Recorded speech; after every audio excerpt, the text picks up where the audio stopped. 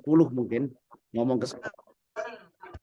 Nah, tanggapi karena saya memang tidak ingin menjadi pejabat itu. Karena dulu-dulu pernah menjadi pejabat itu malah justru pusing, Pak. Pusing. Ya, pusing. Kalau kita ingin hidupnya itu tenang, sebenarnya jangan pernah jadi apa-apa.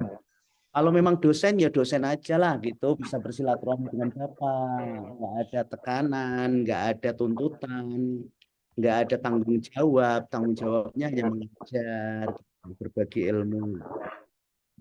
Tapi akhirnya beliau mengatakan, kalau misalnya Pak Komandan ini anak, saya orang tua, kira-kira mau bantu orang tua enggak?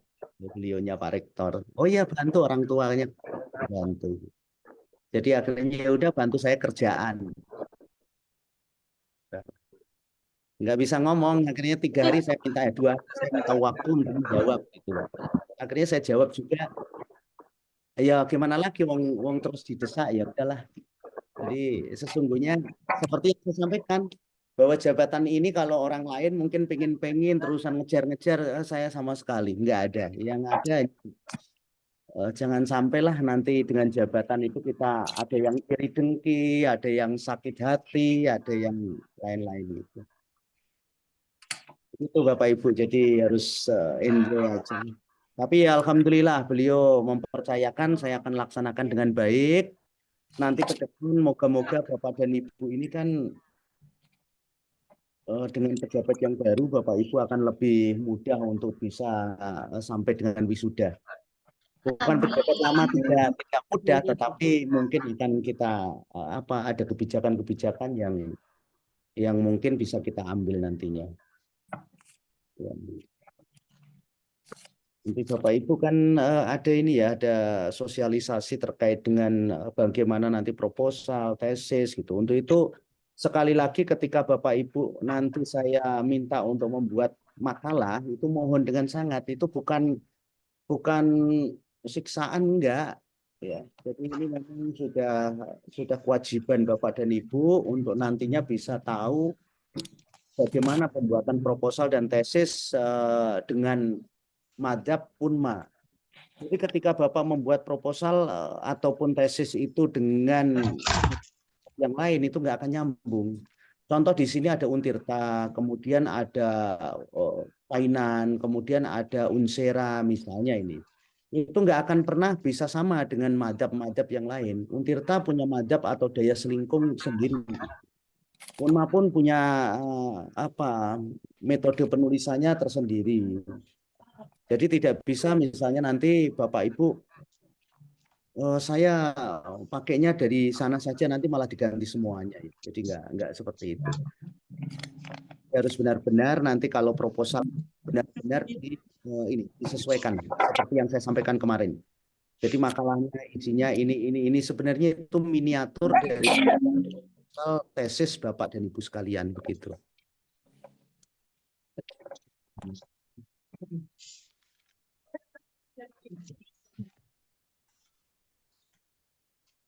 Sudah berapa ini? Apa kita mulai saja karena nanti jam berapa ya? Jam 10 kita. Iya.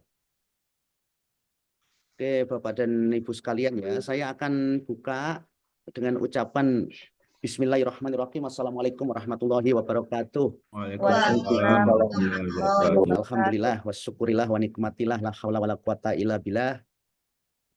Kita dari hari ke hari, kemudian dari tidur, bangun tidur, kita selalu diberikan kesehatan, kita diberikan keberkahan, kita diberikan kekayaan oleh Allah Subhanahu wa taala, Tuhan yang Maha Esa.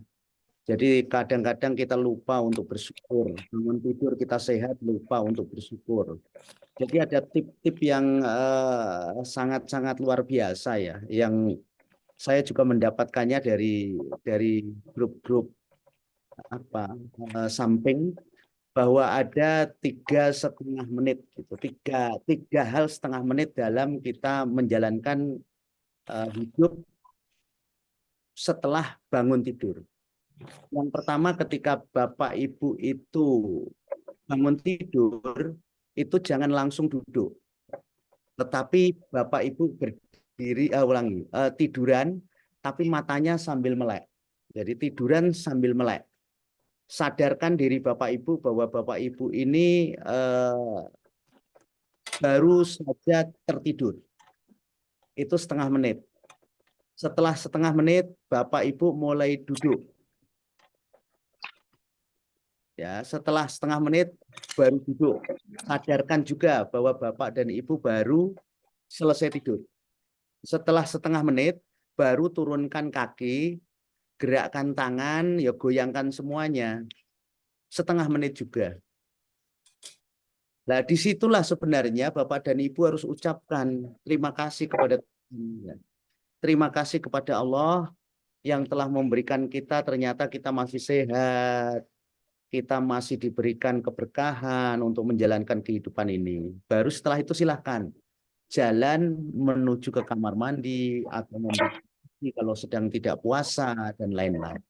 Ya, jadi itu supaya tidak kaget dan badan ini adalah sahabat kita, sesuatu yang mencintai kita yang sangat luar biasa. Maka kalau pertanyaannya siapa yang mencintai kita yang paling luar biasa, ya badan kita. Untuk itu badan Bapak dan Ibu sekalian itu harus selalu dirawat, harus selalu dijaga. Jangan pernah Bapak memikirkan orang lain sebelum menjaga badan Bapak dan Ibu sekalian. Itu kalau saran saya ya. Kenapa? Karena dengan menjaga badan Bapak dan Ibu sekalian bisa sehat, Bapak yang setiap hari menemani, ke sana kemari menemani, kuliah menemani, mencari nafkah menemani, kan yang lain atau meninggal dunia dia menemani lagi gitu. Coba apa enggak kasihan? Yang lainnya hanya di atas tuh. Lagi. Untuk itu sadari bahwa badan ini begitu luar biasa. Selama badan ini Bapak jaga dengan baik, tentunya dia juga akan melakukan hal-hal yang baik. Ya. Yang pertama untuk badan kita, yang keduanya untuk keluarga tadi, kemudian untuk saudara, untuk lingkungan, untuk bangsa dan negara, ya, untuk masyarakat tadi gitu. Jadi sebenarnya ada prioritas-prioritas itu. Maka saya masuk logika, ya segala-galanya bagi kita, bagi saya, karena dengan badan ini saya satu contoh Pak Sodik WA. Prof mohon izin sih, saya sedang sakit, ini Prof, ini. Ya, karena Bapak itu tidak menjaganya. Tidur tidak teratur, setiap hari dia mau ajak pagi sudah minta makan. Pak Sodik, saya minta makan sih lapar, kata Pak Sodik, nantilah tanggung. Terus saja tanggung. Sementara Bapak ada uang di kantong itu, nanti dikasihkan untuk anak, ya, untuk orang lain gitu tuh. Padahal saya ini haus gitu. Bapak hanya kasih aja kopi, rokok, dia belum butuh itu gitu. Jadi dia yang dibutuhkan adalah dia. Gitu. Tapi kita selalu begitu. Untuk itu Bapak dan Ibu, ucapan rasa syukur itu kita dengan mengucapkan Alhamdulillah. Monggo, Alhamdulillahirrahmanirrahim. Bagi yang Islam tentunya. Untuk Bapak ini diterima oleh Allah Subhanahu Wa Taala. Bapak yang non-Islam juga ya Rabbal Alamin. Amin. Bapak dan Ibu sekalian, kita kali ini akan membahas tentang logika. Ya, logika hukum dan argumentasi hukum. Tetapi mata kuliah kita itu kepada logika. Kalau saya menambahkan di sini dengan logika hukum dan argumentasi hukum. Karena kita sebagai orang hukum biasanya ketika berlogika itu maka harus kita arahkan kepada argumen. Argumen itu pendapat, maka logika itu sabda dan juga perkataan. Itu arahnya. Banyak kok referensi-referensi banyak, tetapi biasanya Bapak dan Ibu akan mengalami kesulitan untuk bisa menerjemahkan di dalam buku itu. Untuk itu mohon dengan sangat nanti baik-baik didengarkan, saya ambil garis besarnya karena kita hanya bertemu 2 kali dengan saya. Setelah itu nanti hari ini juga saya akan berikan seperti biasa makalah. Bapak Ibu jangan mengeluh, mohon izin dengan sangat. Makalah itu banyak sekali. Bapak bisa googling yang kaitannya dengan logika dan argumentasi hukum, logika hukum, argumentasi hukum. Tetapi mohon dengan sangat judulnya jangan logika hukum dan argumentasi hukum, nggih. Jadi jangan. Tetapi judulnya misalnya argumentasi hukum terhadap keputusan misalnya hakim pada pengadilan bla bla bla bla misalnya seperti itu. Jadi argumen atau logika hukum itu dihubungkan dengan apa? Sehingga menjadi 2 atau 3 variabel. Karena kita ini setiap penelitian itu harus minimal 2 variabel. Jadi Bapak berkata tentang logika hukum atau tentang argumentasi hukum ini dihubungkan dengan apa? Atau judulnya, pokoknya judulnya jangan sampai judul yang sifatnya itu biasa saja, seperti logika hukum dan argumentasi hukum. Logika hukum adalah, argumentasi hukum adalah, bagaimana, apakah logika hukum itu? Jangan, itu nggak boleh. Ya, jadi Bapak ketika membuat penelitian itu harus ada dasain dan dasolen. Saya akan ulang supaya nanti ketika ada penelitian hukum nanti Bapaknya juga sudah atau ada penelitian tentang pembuatan tesis atau proposal tesis itu Bapak sudah paham bahwa di dalam makalah sekali lagi ya kemarin sudah oke lah Bapak yang pertama mungkin mohon izin sebentar.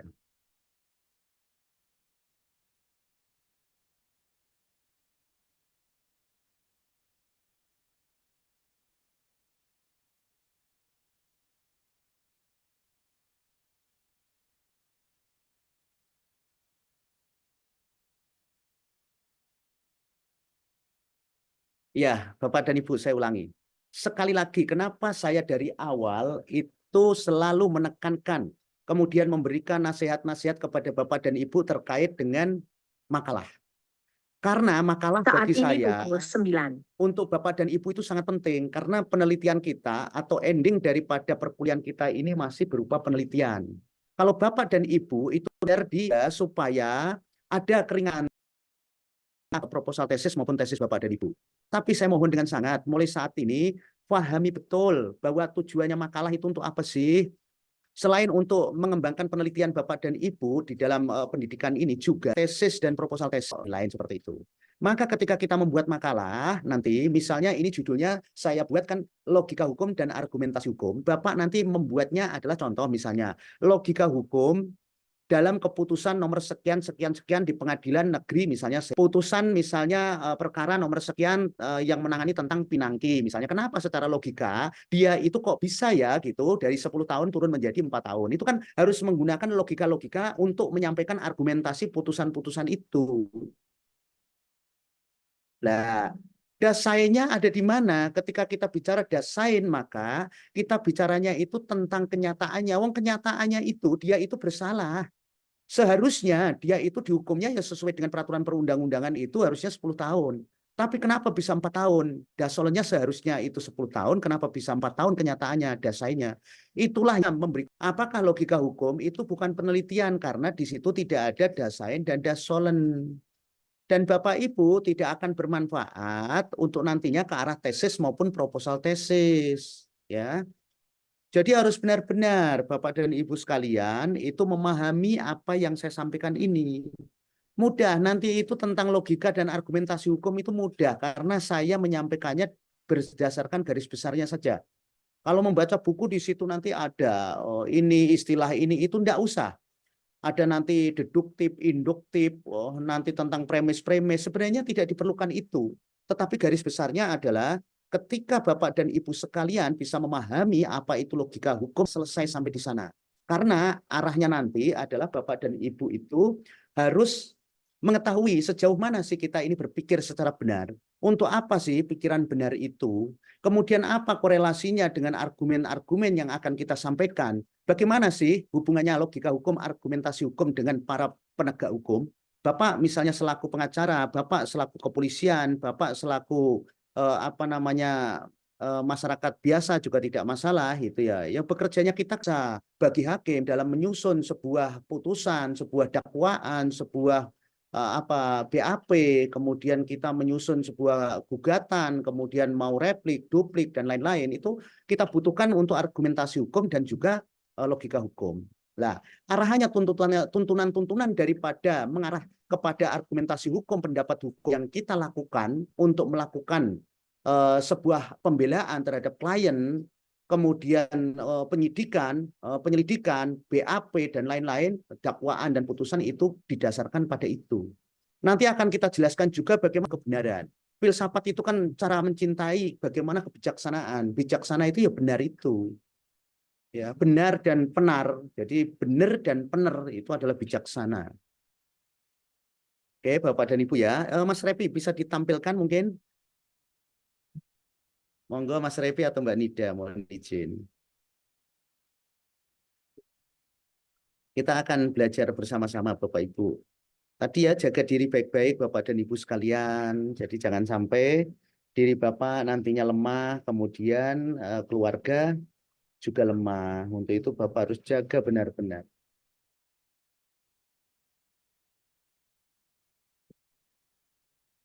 Oke, monggo Bapak dan Ibu. Ini kita lihat. Lanjutkan Mbak Nida atau Mas Repi, mohon izin. Baik, Prof. Ya, satu-satu aja.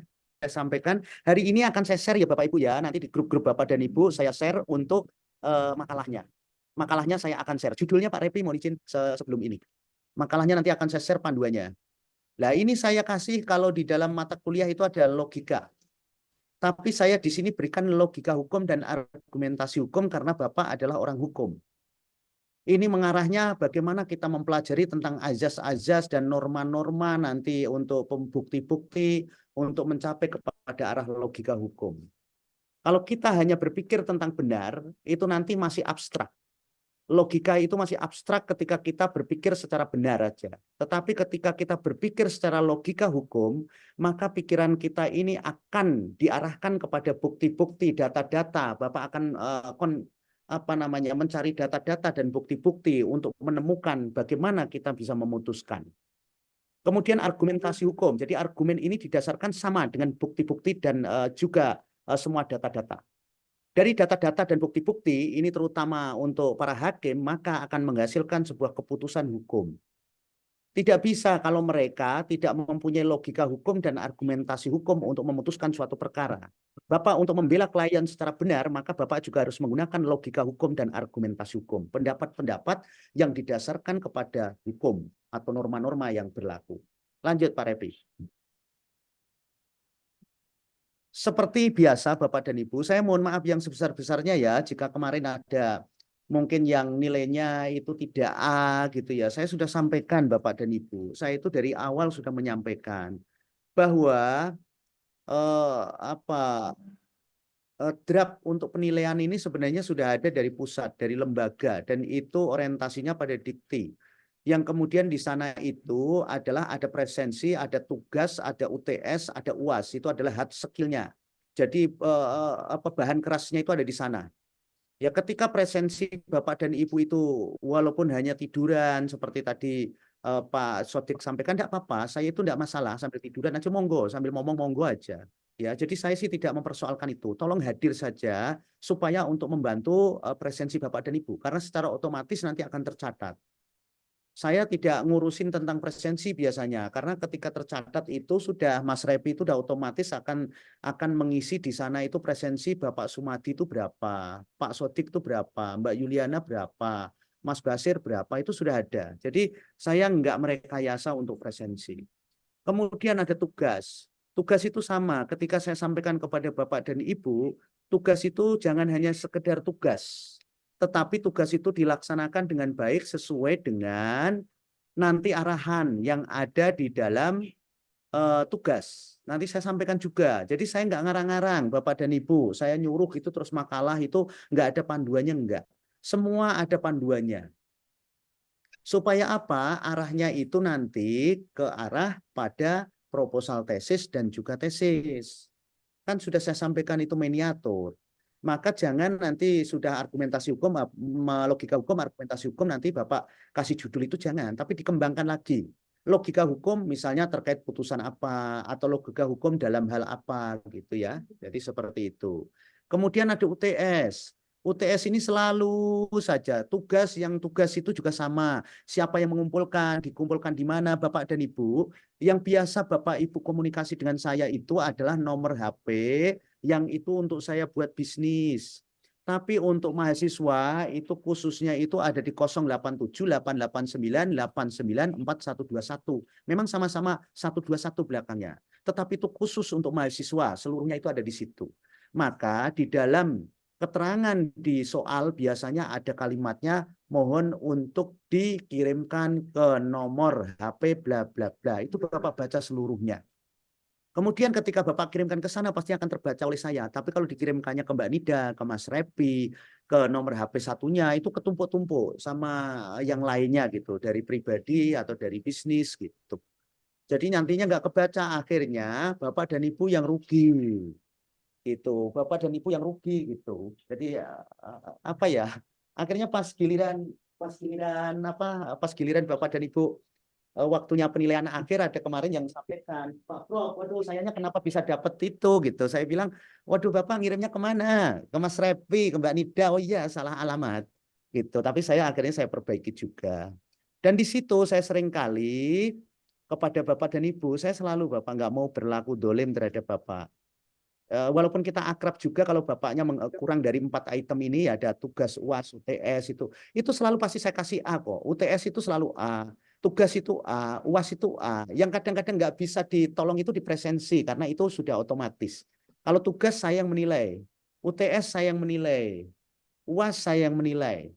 Tapi Bapak dan Ibu itu biasanya ngirimnya nggak jelas kemana gitu tuh saya mohon izin, saya nggak bisa kepantau. Ya, dan biasanya juga untuk mengantisipasi saya nggak kepantau itu, dari awal saya sudah meng-share di grup daftar nama-nama yang telah mengerjakan makalah, nama Pak Sodik apa-apalah. Itu bisa Bapak ketika sudah mengirimkan, kemudian Bapak tidak ditulis, itu bisa protes di situ dan ada bawahnya kalimatnya. Jika ada yang belum ditulis dan itu kekilapan saya mohon maaf supaya japri dengan mengirimkan bukti baru. Berarti Bapak harus mengirimkan sesuai dengan 1865. Barang siapa yang mendalilkan maka wajib membuktikan. Untuk itu ketika Bapak mendalilkan, Pak Prof, saya sudah mengirimkan tugas. Ternyata saya cek nggak ada, Bapak kirimkan kembali. Biasanya nomor Bapak yang terdahulu itu masih ada tuh.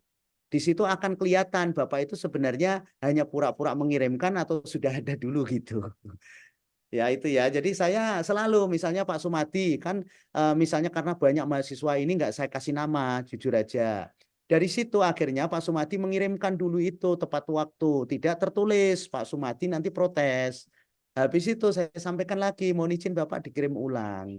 Ketika dikirim ulang, ternyata Pak Sumadi tak lihat di nomornya itu nggak ada, memang berarti Bapak baru mengerjakan sekarang. Itu pasti tahu. Dan nggak pernah saya hapus Bapak. Karena saya nggak mau sekali lagi dolim itu enggak. Kalau ada di dalam sesuai dengan apa petunjuk saya di dalam soal, pasti Bapak dan Ibu aman. Tetapi yang paling penting, sekali lagi mohon dengan sangat dibaca seluruhnya petunjuknya, baru Bapak akan mengerjakan dan kirimkan. Tugas UAS UTS tidak pernah saya buat nilainya tidak A, semuanya A. Sekali lagi ya, semuanya A. Kalaupun ada yang tidak A, itu pasti ada kekurangan. Contoh, ada yang tidak mengerjakan UTS, itu walaupun presensi bagus, tugas bagus, UAS bagus, itu pasti nilainya ada di D gitu, di C. Itu karena udah otomatis. Ketika saya masukkan nilai 90, saya masukkan nilai 90, UAS itu di UAS itu sudah langsung. Tugas 85, UTS 90, UAS 90, presensi udah 90 atau 85 itu sudah langsung. Seret itu sudah A.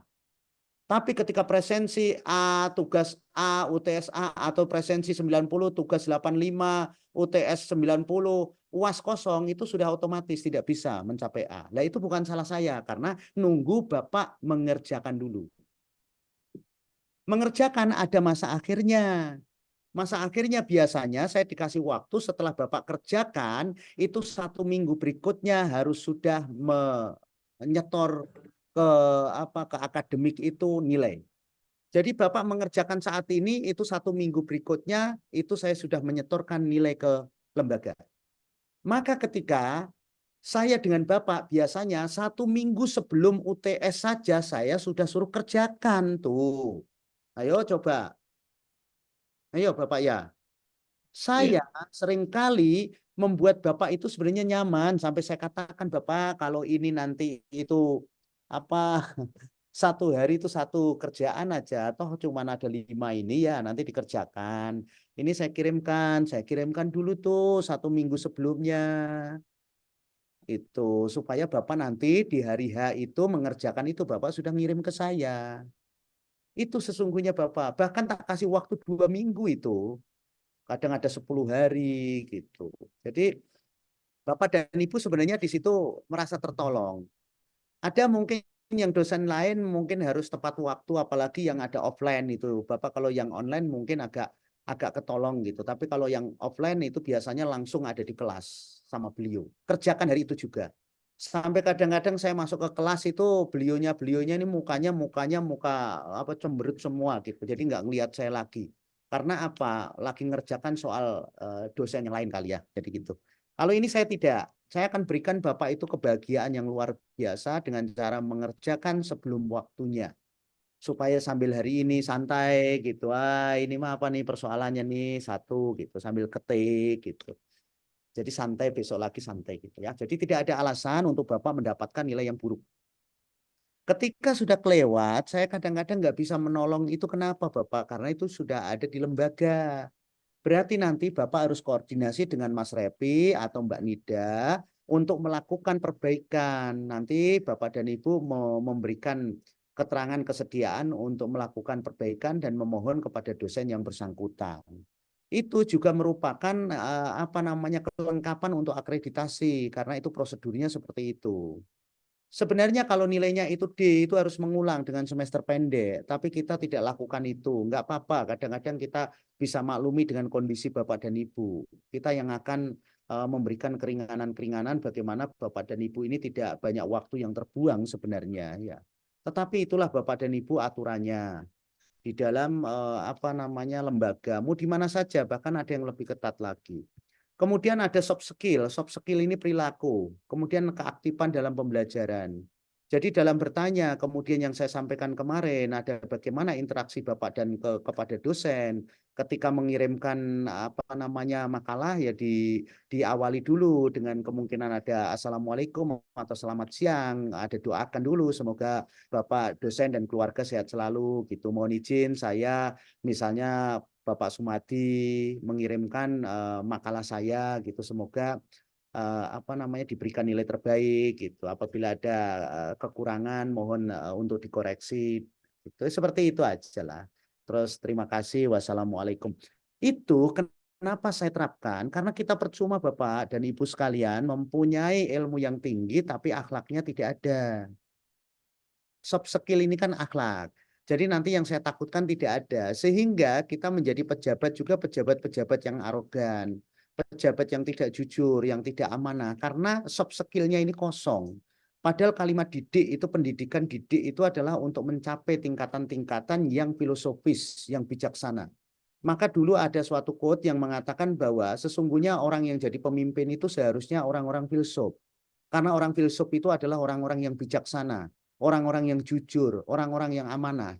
Maka ketika melakukan sesuatu, pasti dia sudah filsuf, sudah bijaksana.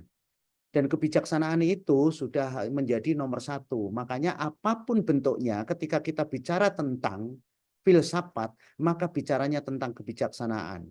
Maka filsafat adalah menjadi arsitek daripada seluruh keilmuan.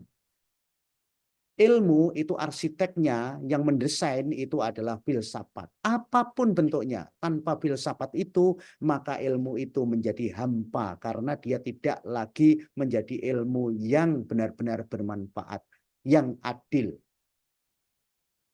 Ya, jadi di situ Bapak dan Ibu. Maka tapi itu kan hanya kalimat-kalimat ya, monggo saja. Tetapi ketika kita berbicara tentang ada filsuf-filsuf yang terdahulu kan orang-orang yang bijaksana. Nah, orang bijaksana inilah yang harusnya dijadikan pemimpin. Jadi mereka benar-benar tulus, mereka benar-benar bijaksana dalam menentukan suatu kebijakan, tidak mempunyai ilmu gergaji atau ilmu palu yang pernah saya sampaikan. Ilmu palu itu ilmu pokoknya. Pokoknya asal menguntungkan diri saya, keluarga saya, kelompok saya, yaitu yang saya putuskan, itu ilmu palu. Jadi dia tidak melihat bahwa yang disuguhkan itu ternyata di depannya itu nasi. Tetapi dia tetap palu saja. Sehingga nasi ketemu palu nggak cocok. Harusnya pakai apa kalau orang filsuf? Pakainya ketika nasi adalah sendok. Maka pemimpin yang tidak filosofi, maka dia ketika disuguhkan air, dia tidak pakai gelas, tapi pakai palu. Maka air itu yang nggak bermanfaat juga. Apa saja itu taunya hanya pokoknya, Palu itu pokoknya itu, ya, tidak bijaksana. Itu Bapak dan Ibu lanjut. Terlalu banyak omong bermanfaat ini enggak? Bapak dan Ibu. Bermanfaat ya? Ya. Bermanfaat, Pak Prof. Bermanfaat, Pak Prof. Bermanfaat, Pak Prof. Bagus, Oke. Prof. Setuju. Suka sekali, Prof, ini, Ya, Prof, makasih. dengan Karena Bapak. saya tidak, bermanfaat Pak Dokter. ya, Terima saya kasih. tidak menyinggung kemana-mana ya Bapak Ibu ya. Ini Siap. kaitannya. Tidak, Prof, tidak. Ya, Bagus, juga Prof. kepada, Bermanfaat sekali ini, Prof. ya, untuk ke arah Bapak dan Ibu untuk lebih apa namanya baik lagi, kemudian juga untuk arahnya adalah supaya nanti ketika Bapak lulus itu pasti akan menjadi, saya pastikan harusnya menjadi dosen. Amin. Saya harusnya menjadi dosen. Amin ya. Amin. Kalau Bapak dan Ibu tidak arahnya ke sana, rasanya ilmunya nanti mohon izin gitu ya. Walaupun menjadi seorang praktisi itu nanti nggak lengkap Bapak Ibu. Jadi karena kenapa saya tertarik menjadi praktisi? Sebenarnya saya hanya ingin mengetes seperti yang saya sampaikan di awal, ingin mengontrol sejauh mana sih mahasiswa-mahasiswa itu untuk melaksanakan teori-teori yang diberikan oleh para dosen. Kalau teori ini kan semuanya insya Allah kan mengandung kebenaran, karena teori ini diambil tidak sembarangan, sudah melalui suatu kajian-kajian yang dalam hal ini adalah dari dikti sendiri, kemudian juga baru masuk kepada Bapak dan Ibu, tentunya sudah melalui suatu kajian yang luar biasa. Untuk itu, teori ini harusnya di lapangan itu implementasikan, dilaksanakan, tapi ternyata di lapangan ini tidak gitu. Ada sebuah keputusan-keputusan yang ternyata menyimpang sehingga Bapak dan Ibu sekalian selaku penegak hukum ini heran gitu. Mbak Yuliana pernah heran, kenapa ya ini kok bisa begini? Padahal kenyataannya di lapangan itu semua data-data lengkap, tapi putusannya kok berbeda. Lah, inilah yang akhirnya kita jadi tahu gitu bahwa saya ini kenapa mengajarkan tentang itu kok nggak sampai gitu. Kenapa kalian itu saya ajarkan bahwa jalan ke Jakarta itu lewatnya ini loh, tapi kenapa lewat sawah gitu. Memang sama-sama sampai, tapi di situ nggak benar gitu, nggak benar karena harusnya lewat sini gitu. Seperti itu Bapak dan Ibu. Monggo dilanjutkan Pak Repi, punten. Referensi bukunya lanjut aja Bapak, mohon izin. Ini referensi buku yang saya ambil Bapak dan Ibu tidak sembarangan. Tentunya ini referensi-referensi ini bisa Bapak lihat termasuk yang di buku-buku lain. Nah ini Hope, kita berhenti sampai di sini. Logika, lah kita tadi logika Bapak, mohon izin logika. Kita berbicara tentang logika di sini juga ada beberapa pendapat ya yang bisa Bapak nanti ambil. Tetapi secara keseluruhan logika ini adalah bagaimana kita cara berpikir yang benar. Ya, kalau dari logika berbahasa, kemudian logika dari logia kata Latin dan lain-lain ini sebenarnya bukan lagi menjadi ranah Bapak dan Ibu sekalian untuk belajar ke sini, tidak lah. Bapak Ibu ini sudah ilmunya sudah di atas S1, jadi tidak lagi berbicara tentang ilmu logos, logia dan Yunani maupun dari Latin dan lain-lain. Tapi di sini Bapak harus memahami terlebih dahulu, coba Bapak pikirkan dengan baik-baik, ketika kita bicara logika, maka bicaranya adalah cara berpikir dengan benar. Kemudian ketika kita cara berpikirnya ini benar, maka akan keluar sebuah perkataan atau sabda yang nantinya akan bermuara pada argumentasi. Ya, maka Bapak kan ngomong gini nih, Pak Sumadi misalnya gini, saya ngomong gini, ngomong ngecuprus itu ya ngalor ngidul, kata Pak ini nggak masuk di akal, Prof mah nggak masuk di akal omongannya. Bapak seringkali begitu kepada siapa yang ngomongnya itu nggak jelas gitu tuh. Kadang ngomongnya gitu. Mohon izin, benar Pak Bapak nggih, begitu ya. Jangan kadang-kadang kamu itu nggak masuk di akal. Gitu. Jadi ketika kita bicara tentang nggak masuk di akal, maka kita ini sudah mengetahui bahwa orang itu tidak berpikir dengan benar. Karena sudah tidak masuk di akal. Cara berpikir benar atau logika ini adalah kita ini harus masuk di akal bicaranya. Seperti yang saya sampaikan tadi, ketika berbicara tentang ilmu Palu, ya masuk di akal juga ya ketika pemimpin itu harusnya, kalau orang itu tidak bijaksana, kalau pemimpin itu tidak bijaksana, Pak Sumadi tidak bijaksana,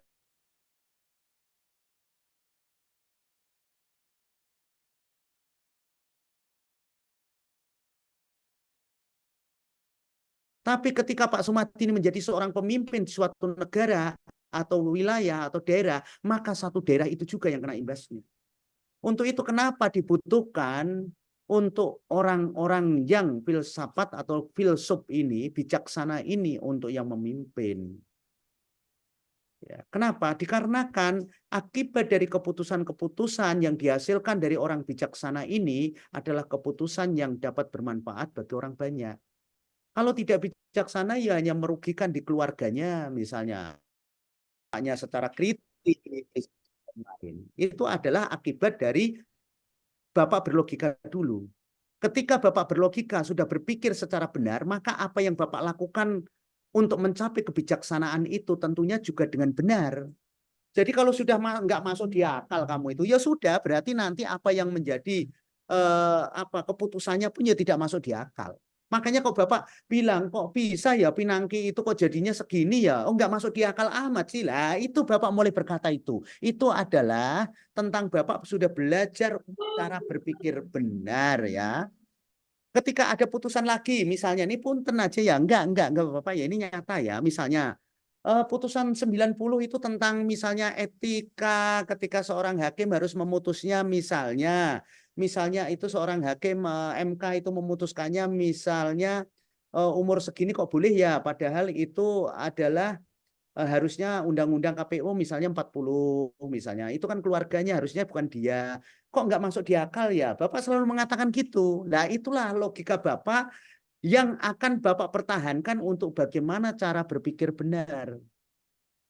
Yang kemudian Bapak ucapkan berupa perkataan atau sabda. Ya, diingat-ingat, saya nggak mau hanya kalimat logika ini nanti itu menyesatkan Bapak dan Ibu sekalian. Terus ada larinya kepada filsafat tentang kebenaran, tentang kebijaksanaan nanti, menyesatkan Bapak dan Ibu sekalian juga. Saya nggak mau belajar lah tentang filsafat. Filsafat itu kan barat, filsafat itu kan bla bla bla. Ibnu Sina, Abu Nawas, banyak sekali lah. Nabi kita Muhammad itu orang filsuf semua. Kalau Islam itu. Jadi tidak ada kalimatnya bahwa filsafat itu identik dengan barat, identik dengan yang lain-lain, kita bisa gila. Nggak ada. Kita itu ketika berpikir secara komprehensif, menyeluruh tentang kritis, kemudian tentang kebenaran, itu sebenarnya kita sedang berfilsafat.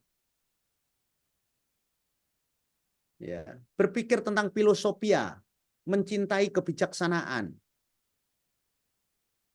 Jadi itu yang paling utama. Maka ketika kita berbicara tentang filsafat, mohon dengan sangat, Bapak jangan bilang bahwa wah nanti bisa gila. Tidak ada orang yang begitu, karena tujuannya ke arah sana dan semua keilmuan itu harus ke sana.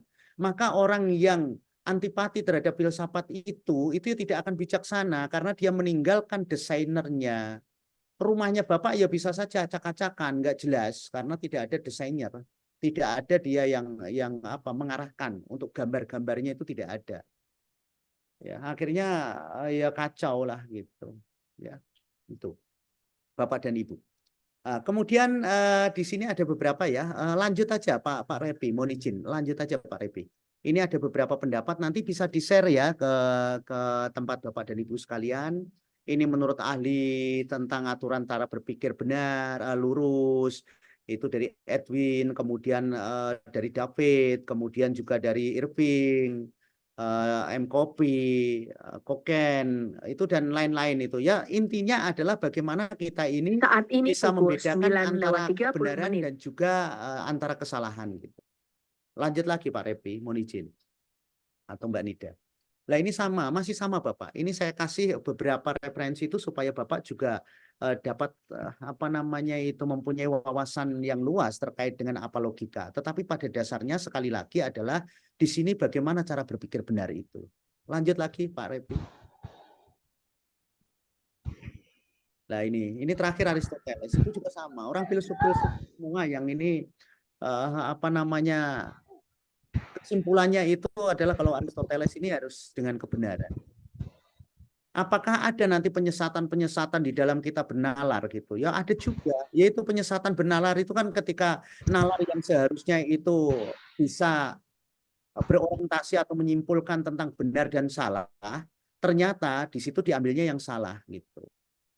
bahwa belum tentu juga bahwa penalaran itu arahnya ke sana. Satu contoh ya, misalnya satu contoh gini. Pak Sodik itu seorang pelari dan ketika berlari maka di kilometer 10 kilo Pak Sodik mengalami sakit pinggang.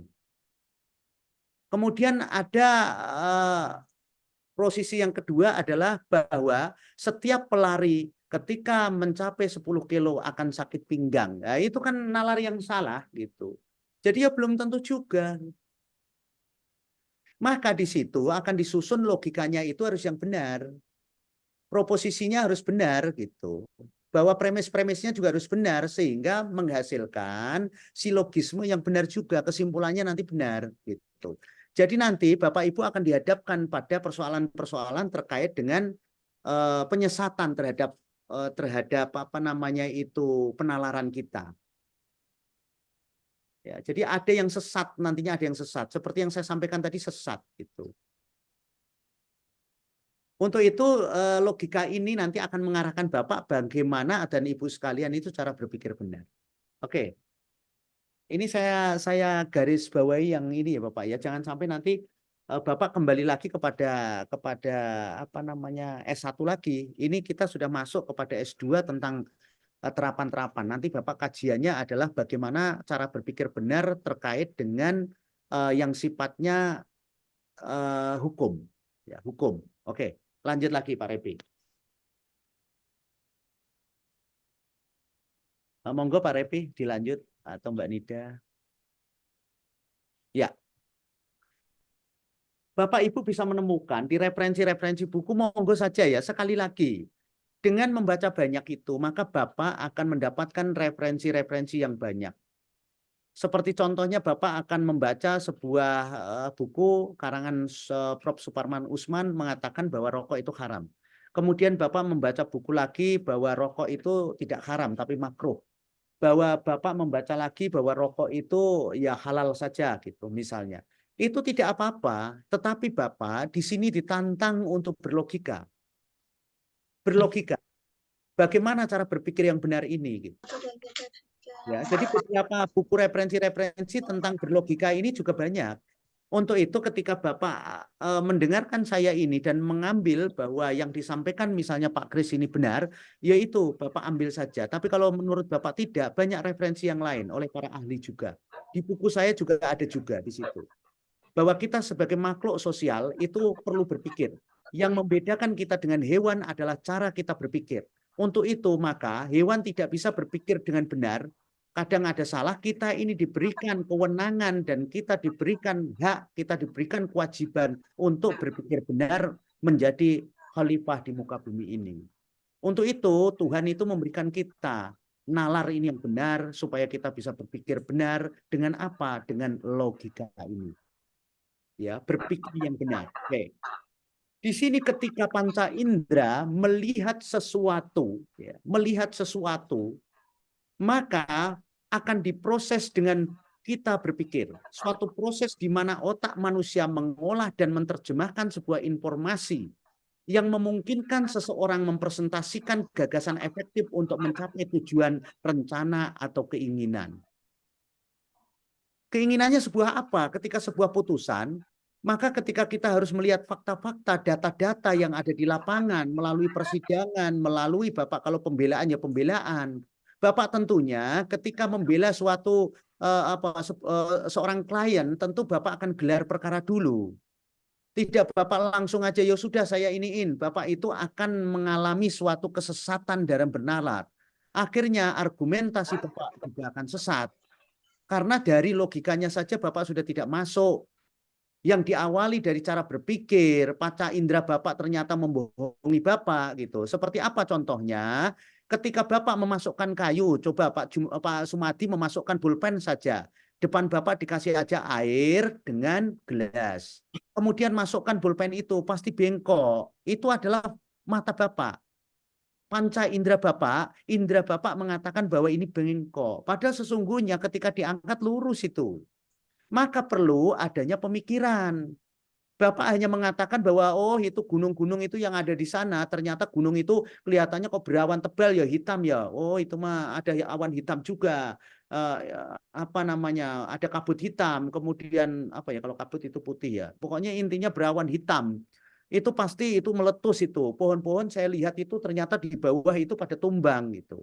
Lah itu adalah bisa saja penyesatan karena itu tidak didukung dengan fakta-fakta observasi yang Bapak lakukan. Bapak hanya mengambil kesimpulan bahwa itu gunungnya meletus sehingga pohon-pohon, tanah-tanah di situ longsor. Padahal setelah diadakan observasi, pengumpulan data, penelitian ke sana, ternyata itu ada dilakukan sedang perbaikan jalan, adanya perombakan jalan-jalan yang akan dilalui atau diadakan bukan perbaikan jalan saja, tetapi bisa saja apa ya Pak ya? Jadi membuat jalan baru lah gitu. Sehingga dia harus memotong gunung itu yang kemudian menebang pohon lah seperti itu Pak, ya. Untuk itu dibutuhkan susunan-susunan logika tadi, dibutuhkan premis-premis, ya, dibutuhkan proposisi-proposisi yang menghasilkan silogisme atau kesimpulan yang benar. Kemudian setelah kita berpikir, maka kita lari kepada bernalar. Bernalar ini adalah suatu kegiatan pikiran. Jadi setelah Bapak pikirkan tadi itu untuk menarik sebuah kesimpulan. Apakah benar apa yang dipikirkan tadi didasarkan pada penglihatan pada indranya tadi itu indra seseorang itu benar? Maka di situ harus dinalar. Maka di sini tidak boleh bahwa nalar itu juga sesat, jangan sampai nanti nalar Bapak karena dipengaruhi oleh uang, nalar yang dipengaruhi oleh sesuatu hal karena pikirannya tidak jernih, pikirannya tidak tendensius atau memihak, akhirnya Bapak tidak bernalar dengan baik. Maka dikatakan Bapak hanya menyimpulkan saja bahwa Pak Sodik ini ketika berlari, dia seorang pelari, dia berlari 10 kilo ternyata sakit pinggang, Bapak merata-ratakan bahwa setiap pelari itu pasti sakit pinggang ketika 10 kilo. Ya, Pak Sodik ini anaknya ada 10, maka Pak Sodik itu sengsara. Bapak merata-ratakan, maka setiap orang yang mempunyai anak 10, maka dia itu adalah sengsara. Yaitu kan nalarnya salah. Ya, hakim satu, Bapak memutuskan salah, kemudian Bapak merata-ratakan, berarti semua hakim juga begitu, gitu. Itu nalar yang salah, karena Bapak tidak melakukan sebuah observasi berdasarkan data-data yang ada. Kemudian dari hasil kegiatan bernalar ini, maka masuklah kepada logika, karena ini akan Bapak ucapkan. Hasil pertimbangan dari akal pikiran yang diutarakan lewat kata dan dinyatakan dalam bahasa. Bahasa ini berupa bisa argumentasi berupa tertulis maupun tidak tertulis. Maka ketika Bapak melakukan suatu pendapat-pendapat hukum, baik itu di pengadilan, di kepolisian, Bapak polisi sendiri juga dalam membuat pertanyaan-pertanyaan, itu harus logis. Harus didasarkan dengan berpikir benar. Harus Bapak juga mencari data-data. Bapak harus benar dengan benar, benar atau salah. Sehingga apa yang Bapak tulis ada di BAP itu berdasarkan dengan kebenaran. Jangan sampai di situ ditulis nantinya Bapak ngarang-ngarang lagi, akhirnya terjadi penyesatan. Karena logika Bapak ini tidak bagus, yang didasarkan cara panca indera memandang, berpikir tidak benar, bernalar tidak benar, akhirnya logikanya dalam sebuah BAP, sebuah dakwaan, sebuah keputusan, sebuah pembelaan itu tidak benar, maka semuanya hasilnya adalah tidak benar dan kebohongan. Bapak dan Ibu. Jadi saya memohon dengan sangat di sini itu ketika kita bicara logika maka bicaranya tentang cara berpikir yang benar. Lanjut. Pak Repi, mohon izin. Ini ya, paham ya Bapak ya. Jadi nantinya tidak usah Bapak terlalu mencari-cari ke buku, enggak usah lah. Tapi baca-baca enggak apa-apa. Tapi takutnya seusia Bapak Ibu sekalian ini ada apa ya? Terlalu serius ke sana malah nggak paham gitu, maksudnya nggak mudeng ya. Logika itu suatu pertimbangan akal atau pikiran yang diutarakan lewat kata yang dinyatakan dalam bahasa. Arahnya ke sana, tetapi prosesnya seperti yang saya sampaikan tadi. Logika berkaitan dengan aktivitas berpikir dan psikologi juga berkaitan dengan aktivitas berpikir. Maka untuk mencapai sebuah logika kita mempunyai apa namanya tadi itu Bapak, kita melewati suatu kajian-kajian yang tadi dilakukan oleh panca indera, kemudian dilakukan oleh pikiran, kemudian dilakukan oleh nalar, kemudian dilogikakan. Di sini masuk kepada argumentasi hukum yang nanti akan kita ini juga yang saya sampaikan juga. Pak Ibu, waktu kita karena memang mohon izin ya, waktu kita ini nanti saya akan mengarahkan kepada proses belajar kampus Merdeka, yaitu dengan Bapak mempunyai kebebasan atau mempunyai kemerdekaan 70% untuk mengembangkan bakat-bakat Bapak sekalian, kemudian keilmuan Bapak sekalian, pengetahuan dan juga pikiran-pikiran Bapak. Saya hanya mempunyai 30%, itu kampus Merdeka. Untuk itu saya arahkan secara garis besar seperti yang saya pernah sampaikan, bahwa saya selaku pemandu guide untuk mencapai sebuah titik yang indah di atas gunung sana, saya hanya bisa membabat kanan kiri saja sebatas kita bisa masuk. Saya hanya memberikan jalan setapak untuk Bapak bisa naik ke atas melihat keindahan gunung itu. Tetapi Bapak nanti yang akan melebarkan sesuai dengan keinginan Bapak. Kalau Bapak ingin hanya sampai dengan badan Bapak saja, tidak menggunakan kendaraan, ya nggak apa-apa. Silahkan saja babat aja sesuai yang saya babat. Tapi kalau Bapak ingin, Bapak bisa pakai mobil Brio sejauh untuk menanjak ke atas, silahkan saja Bapak babat. Dengan cara apa? Mengembangkan keilmuan dengan banyak membaca referensi-referensi yang lain. Atau ingin menggunakan bis yang besar, silahkan dibabat lebih besar lagi. Ya, itu ke sana. Supaya waktu kita juga Bapak bisa berpikir. Karena saya menginginkan Bapak ini berpikir. Bukan memberikan makanan-makanan yang Bapak harus saya suapin, tidak, tetapi Bapak harus berpikir supaya Bapak nanti mempunyai sebuah pengetahuan yang luas. Di sini ada argumentasi hukum, legal reasoning. Legal reasoning itu suatu kegiatan untuk mencari dasar hukum yang terdapat di dalam suatu peristiwa. Setelah kita belajar tentang logika cara berpikir benar, yang arahnya adalah kepada argumentasi, maka argumentasi sesungguhnya yang kita butuhkan selaku orang hukum ini ya hukum. Ya. Tadi ketika kita bicara tentang logika, maka yang kita bicarakan sesungguhnya tinggal menambahkan aja tentang dengan hukum. Ketika kita ini meneliti atau membela seorang klien, atau kita menuntut seorang klien, kita memutuskan suatu perkara atau kita menyidik, maka kita harus didasarkan pada logika cara berpikir hukum yang benar. Untuk mencapai argumentasi hukum ini, yaitu pendapat hukum.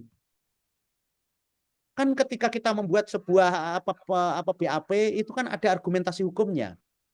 Pasti seorang penyidik itu untuk Pak Komandan Pak Sumadi ini, pasti beliaunya itu akan membuat sebuah simpulan. Kesimpulannya ini bahwa berdasarkan fakta-fakta, bukti-bukti, para ahli dan lain-lain itu disimpulkan bahwa ini terjadi terdakwa telah melakukan misalnya tindak pidana penggelapan dan lain-lain. Itu ada simpulannya di terakhir itu. Disitulah itu kegunaannya. Maka argumentasi hukum ini sangat dibutuhkan karena disinilah kita mencari dasar hukum yang terdapat di dalam suatu peristiwa hukum. Peristiwanya apa? Kita akan membuat yang namanya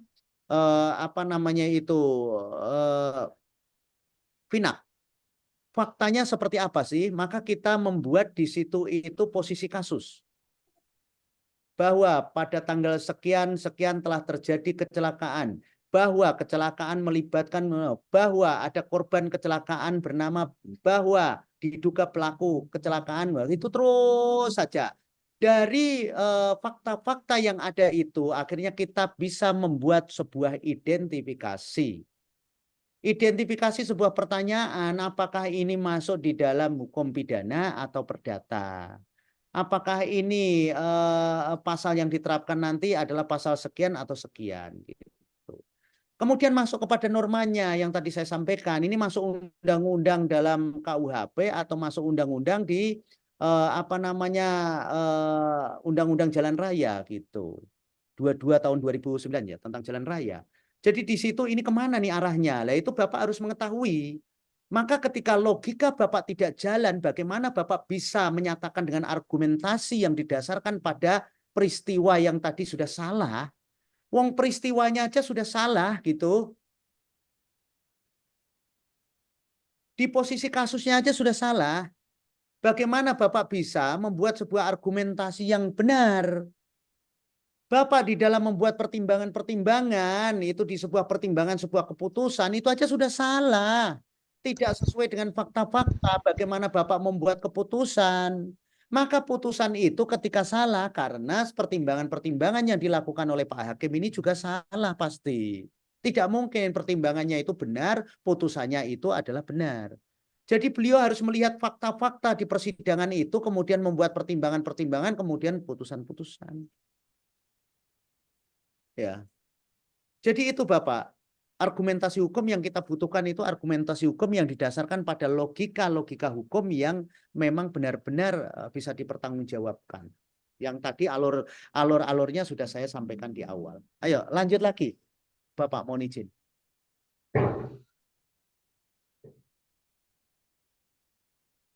Ya, di sini ada unsur-unsur dalam penalaran hukum. Tentang pengertian, karena pengertian ini merupakan dasar dari semua bentuk penalaran. Tadi sudah kita sampaikan ke Bapak dan Ibu sekalian bahwa bernalar ini ya hasil dari pikiran itu yang kemudian kita olah, yang kemudian kita akan ambil sebuah konklusi atau kesimpulan bahwa ini benar atau salah. Itu maksudnya. Bapak dilanjut lagi Pak Repi. Nanti Bapak bisa baca ya, sebenarnya dari awal saya sampaikan ini untuk bawah-bawahnya juga sama sebenarnya. Di sini ada manfaat kita berlogika dalam penalaran hukum. Penalaran hukum bagi para hakim legal reasoning ini berguna dalam mengambil pertimbangan memutuskan suatu kasus. Yang ujungnya kan akan putusan di sana. Bagi para praktisi hukum, legal reasoning ini berguna untuk mencari dasar bagi suatu peristiwa atau perbuatan hukum dengan tujuan untuk menghindari terjadinya pelanggaran hukum di kemudian hari. Dan untuk menjadi bahan argumentasi apabila terjadi sengketa mengenai peristiwa perbuatan hukum tersebut. Jadi memang ketika kita sudah berlogika dengan baik, tadi itu didasarkan dengan kebijaksanaan yang ada di dalam filsafat, maka akan menghasilkan sebuah argumentasi yang tidak bisa terbantahkan lagi. Ya, bagi pelaksana legal reasoning ini berguna pelaksana itu dalam mencari pengertian mendalam tentang suatu undang-undang atau peraturan agar tidak menjalankan tanpa mengerti maksud dan tujuannya yang hakiki. Ini bagi pelaksana itu ya dalam arti pelaksana undang-undang. Di sini bisa saja advokat, kemudian bisa saja hakim, itu kan pelaksana undang-undang itu sendiri. Ya. Logika menyatakan, menjelaskan, dan mempergunakan metode aturan abstrak yang dapat dipakai dalam mengembangkan suatu keilmuan. Abstrak di sini yang sudah saya sampaikan di awal itu karena dia hanya berpikirnya secara kebenaran. Maka kebenaran ketika kita bicara logika itu abstrak. Untuk supaya tidak abstrak, maka logika itu kita hubungkan dengan apa yang menjadi bidang hukum itu, bidang-bidangnya, bukan bidang hukum saja. Logika dalam memecahkan matematika, kok matematika itu logikanya kok bisa begini ya gitu. Logika hukum dalam memecahkan hukum, maka ketika kita berpikir benar itu bukan didasarkan pada abstrak semata. Tetapi kita harus buktikan dengan data-data melalui observasi tadi. Apakah benar pohon-pohon itu semua tumbang itu karena gunung meletus, karena di atas gunung itu ada awan hitam? Apa benar tanah longsor itu karena akibat itu? Ternyata tidak. Ternyata tanah longsor itu akibat dibeko. Pohon-pohon tumbang itu akibat tebang. Adanya akses jalan yang baru. Itu loh. Ya Bapak Ibu sekalian. Jadi harus benar-benar di dalam berpikir itu ketika kita menjadi penegak hukum atau orang hukum. Karena kita ini adalah panglimanya. Kita ini harus mempunyai logika yang matang. Oke. Kita lanjut lagi Pak Repi.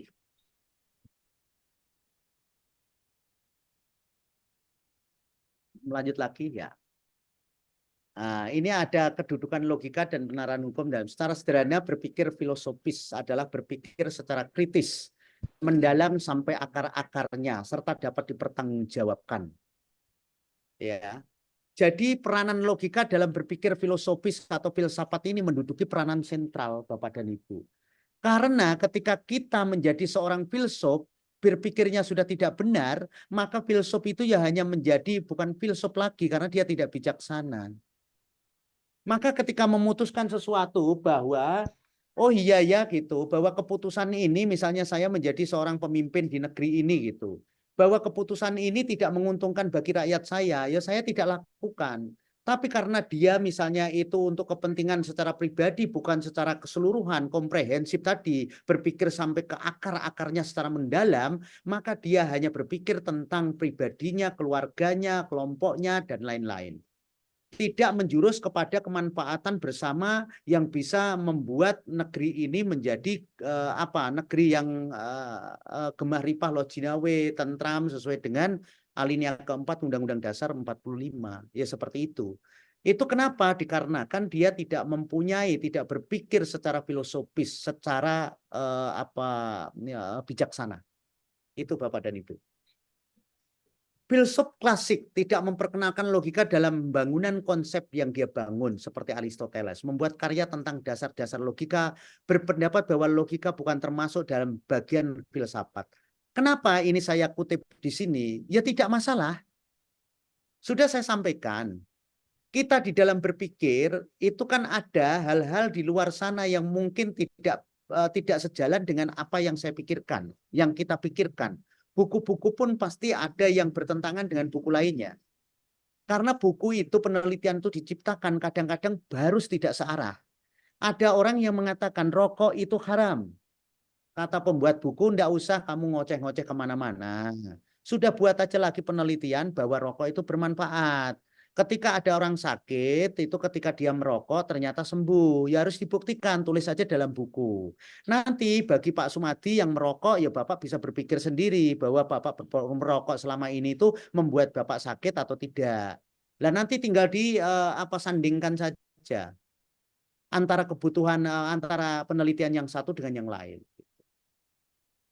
Ya, jadi di situ ada juga yang dianggap bahwa logika ini tidak masuk dalam filsafat. Nah, namun merupakan bagian sebelum dari filsafat itu sendiri, tapi juga dibantah oleh beliau sendiri, Aristoteles ini.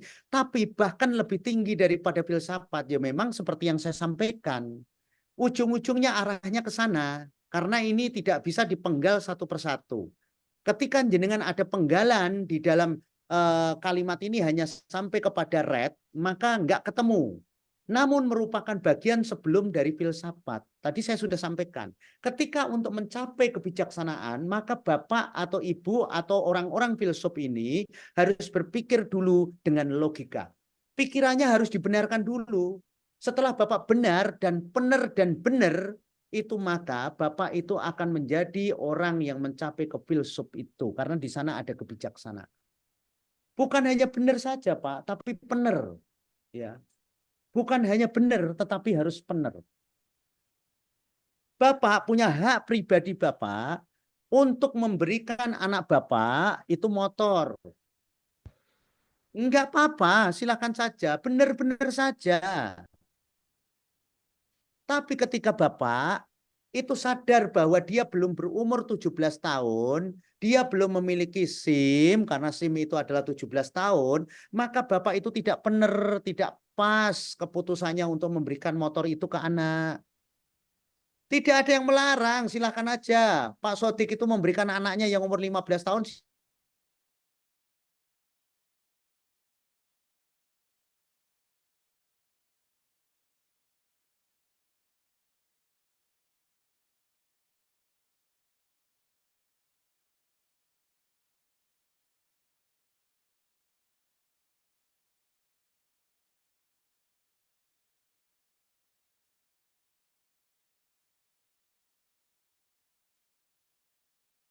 Tapi kenapa tadi saya sampaikan kepada Bapak dan Ibu lebih pendek? Saya hanya ingin Bapak dan Ibu itu bisa mendengarkan apa yang saya ucapkan lebih banyak gitu. Ketimbang kalau nanti banyak ketinggalan kan percuma. Meskipun hanya sepatah dua patah kata, tapi ini maksimal sampai 31, maka saya sampaikan ini adalah bagus gitu. Tetapi kalau nanti saya sampaikan hanya 7 orang, 12 orang gitu tuh rasanya kok nggak pas banget gitu. Untuk itu tadi saya mohon maaf agak terlambat mengutarakan, tapi sesungguhnya saya ada sejak dimulai perkuliahan ya, menunggu Bapak dan Ibu. Untuk itu sebelum saya nanti akhiri, Bapak boleh bertanya tentang logika ini, ada 2 pertanyaan boleh, tapi yang secara ringkas saja ya, kita diskusi saja. Nanti kalau Bapak dan Ibu bisa menjelaskan juga enggak? Oke, silahkan. Oke, Pak Prof. Ya. Pak Dokter. Ya. Maaf Pak Dokter. Oke. Supriyanto Saupal dari Ambon, Pak Dokter. Saya pembukaan kamera, Pak Dokter. Monggo Bapak, monggo, enggak apa-apa, monggo. Oke, Pak Dokter, menyinggung terkait dengan putusan MK nomor 90, Pak Dokter. Ya, siap. Itu kan secara etika kan ada pelanggaran kode etik di situ, Pak Dokter. Siap. Ini ada kepentingan kalau bisa dibaca seperti itu ya, Pak Dokter ya. Apakah dalam logika hukum yang digunakan dalam putusan itu, apakah dia menggunakan legal reasoning atau cara penerapan hukum yang baik? Apakah dia menggunakan legal falasi di situ, Pak Dokter? Artinya ada kesesatan berpikir dalam putusan itu, Pak Dokter. Oke, itu pertanyaannya ya, saya jawab. Logika ini Halo, Pak Dokter. Filsafat tidak pernah meninggalkan tentang moral. Moral itu, Pak Dokter. Ya. Moral ini menjadi panduan utama untuk sebuah keputusan. Maka orang filsafat ini, orang filsuf itu, perbaikan utamanya adalah tentang moral, akhlak. Maka ketika kita berlogika untuk bisa mencapai sebuah pemikiran yang benar, maka kita harus mempunyai akhlak yang baik. Nah, itu. Kemudian di dalam putusan 90, ketika diputuskan bahwa itu telah menyalahi kode etik ataupun menyalahi etika, maka etika itu hubungannya juga dengan moral. Etikanya hubungannya dengan akhlak. Maka di situ sudah dijelaskan juga Bapak dan Ibu sekalian, bahwa di dalam MK itu ada peraturan, kemudian di dalam peraturan MK dan MA juga sudah ada peraturan terkait dengan bagaimana seorang hakim, ya di pasal 10, pasal mulai 7, 10 itu sudah dikatakan bahwa ketika ada keluarga yang dalam hal ini diproses secara hukum dan ditangani oleh hakim tersebut dan mempunyai hubungan keluarga lah, ringkesnya seperti itu wajib untuk mengundurkan diri. Atau dia tidak punya kewajiban untuk ikut serta di dalamnya lah. Itu ringkesnya. Maka dari situ secara akhlak, secara etik sudah menyalahi etika. Sudah menyalahi etika. Maka ketika kita hubungkan dengan logika kita berpikir secara hukum, itu sudah konstruksinya juga sudah tidak benar, Bapak. Cara berpikirnya itu sudah tidak benar. Karena pikirannya itu sudah tidak lagi murni bahwa itu pikiran tentang kebenaran. Tetapi pikiran itu sudah dirasuki oleh penyesatan terhadap penalaran yang akhirnya ada kesimpulan benar atau salah, baik atau buruk. Ternyata kesimpulannya setelah berpikir secara nyata. Tadi kan ada panca indera nih Pak. Panca indera itu sudah mengetahui di panca indera itu mengetahui bahwa di pasal itu sudah dikatakan bahwa tidak boleh keluarga hakim, keluarga jaksa, keluarga dan lain-lain di situ itu untuk membela keluarganya di situ tidak ada, terutama hakim saat ini. Di dalam peraturan MK juga sudah dijelaskan. Ketika itu dilanggar, maka Bapak bisa simpulkan apakah itu secara etik itu sesat atau tidak. Berarti ketika sesat, maka cara bernalarnya, cara berpikirnya, logikanya yang diterapkan berdasarkan dengan putusan tadi sudah tidak benar. Karena logika ini tidak mengajarkan tentang bahwa ini semuanya benar, tidak. Tapi mengajarkan bagaimana kita berpikir secara konstruktif, secara sistematis bahwa kita berpikir itu harus benar supaya menghasilkan sesuatu kebenaran. Kalau putusan ya putusan yang benar, begitu Pak. Ya, jadi sekali lagi apa yang Bapak saya sampaikan ini saya tidak tendensius terkait itu. Tetapi putusan itu sudah ada keputusan juga, bukan saya mengatakan yang tidak benar. Ketika putusan itu ternyata sudah digulirkan dan itu menjadi sebuah keputusan, itu tidak salah. Tidak salah. Saya kasih contoh ya, tidak salah. Saya kasih contoh gini. Yang salah nanti pribadinya ya Bapak ya, yang salah pribadinya. Saya sampaikan gini, contoh. Ada undang-undang. Ada undang-undang. Ternyata undang-undang itu, misalnya undang-undang A, kemudian sudah diputuskan, sudah ditetapkan, kemudian diketok palu, ternyata undang-undang itu di dalamnya waktu pembuatannya itu terdapat tindak pidana korupsi. Karena semuanya si dewan ini dan pemerintah ini disogok. Oke.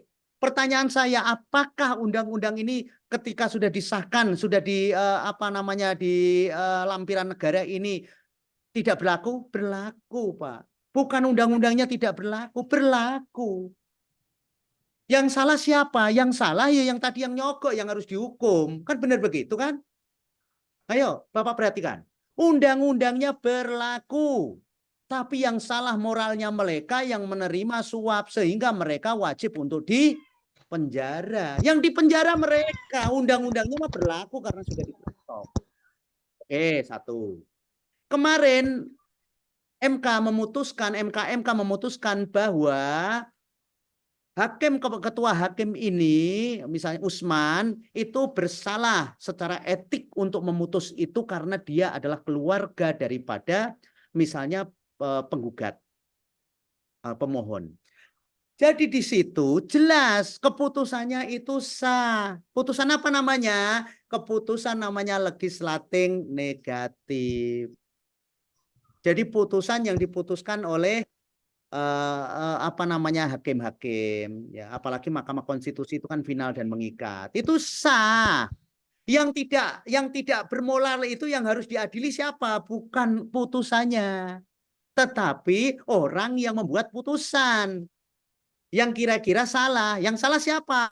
Yang lainnya setelah dilihat ternyata tidak melakukan apa-apa. Tidak ada tindak pidana korupsi. Ya sudah, mereka lolos. Tetapi ada Pak Usman ini yang rupanya ada keluarganya dari misalnya Pak Gibran.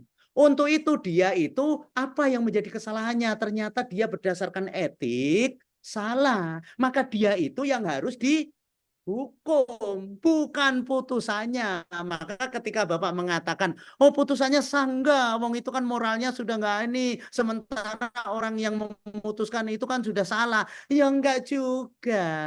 Ya, itu nyata loh. Itu kita berpikir benar loh.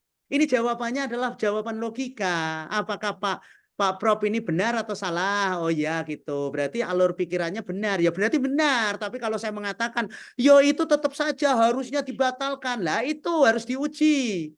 Bapak uji saya. Berarti omongan saya ini jangan-jangan sesat ini. Kita masuknya logika loh Bapak. Mohon izin nih. Maka ketika jawaban saya seperti itu, yang kita adili adalah etik, maka putusan itu tetap berjalan. Seperti undang-undang itu tetap berjalan. Ya silahkan saja. Nanti diuji lagi ya diuji lagi aja. Ya. Ketika putusan itu nanti mau dimasukkan di dalam sebuah peraturan perundang-undangan lagi nanti di undang-undang pemilu, uji aja kalau mau.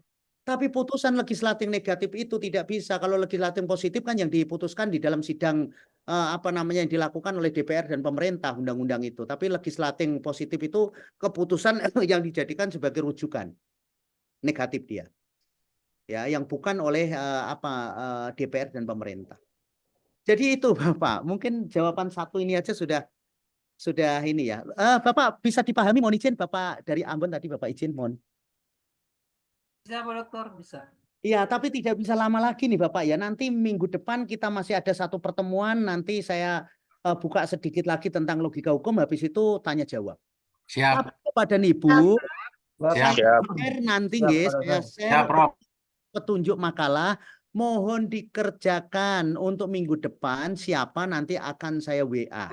Bapak bisa dibuatkan oleh siapapun. Bapak bisa copy paste ada di Google, Bapak bisa, pokoknya bisa semuanya. Yang penting Bapak belajar bahwa logika itu cara berpikir benar. Maka ketika memberikan sebuah argumentasi harus benar. Didasarkan pada data-data. Jangan sampai Bapak hanya ngarang-ngarang. Akhirnya Pak Sumadi bilangnya apa? Bu Yuliana bilangnya apa? Kalah wong itu mah nggak masuk di akal. Akhirnya bilangnya nggak masuk di akal. Siap, Prof. Siap. Oke, Siap, Pak Dokter. Siap. Tapi mohon izin, apa yang saya sampaikan kelihatannya Bapak bahagia, Bapak paham Bahagia. nggak? Bahagia aja, Prof. Bahagia ada Sejahtera. baru. Oke, Jadi ada Harus bahagia Pak Dokter, Oke, bulan Ramadan siap. soalnya. Sekali lagi Bapak akan Bahagia dan saya sejahtera, Prof. dengan jabatan yang baru nanti saya akan berikan kebijakan-kebijakan yang bisa menguntungkan Bapak dan Ibu sekalian untuk Amin. Terima kasih Pak Dokter. menuju ke sukses lebih juga. Ya. Amin. Terus selanjutnya nanti Bapak sambil kerjakan dan Ibu ya untuk makalahnya saya akan berikan petunjuk, kirimkannya sesuai dengan petunjuk yang ada di dalam petunjuk makalah. Dan jangan menggunakan judul yang logika hukum dan argumentasi hukum. Nah, jangan, Bapaknya langsung gini, argumentasi logika hukum putusan nomor 90 tentang bla bla bla, misalnya putusan MK nomor 90 tentang bla bla bla. Lah itu dikorelasikan sehingga nanti menghasilkan dua variabel. Jadi jangan saya bilang Bapak Ibu bikin makalah ya logika hukum dan argumentasi hukum. Nanti terus Pak Pandu nanti ngomong lagi logika hukum dan argumentasi hukum, ya sama saja nantinya nggak ketemu. Ya itu bukan S2, nanti pokoknya harus luar biasa. Temukan di sana antara dasain dan dasolennya. Ya, oke itu aja yang dapat saya sampaikan. Silahkan untuk difoto Pak Repi, monggo.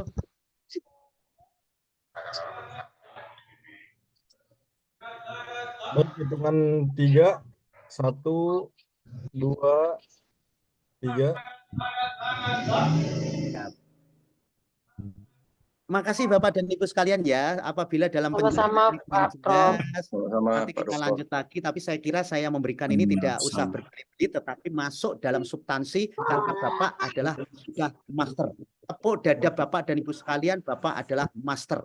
Maka master bukan lagi seperti itu S1. Jadi saya sudah memberikannya materi sesuai dengan kemampuan Bapak juga. Itu aja yang dapat saya sampaikan. Apabila ada perilaku maupun tutur kata yang kurang berkenan, mohon maaf yang sebesar-besarnya. Selamat menjalankan ibadah puasa bagi yang menjalankan. Bapak akan saya doakan semoga Bapak sehat, kaya, bahagia, sukses. Amin ya Allah. Amin.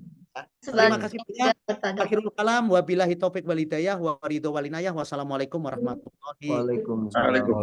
Waalaikumsalam warahmatullahi wabarakatuh. Terima kasih Pak Dokter. Sehat Terima kasih Pak Dokter. Sama-sama. Terima kasih.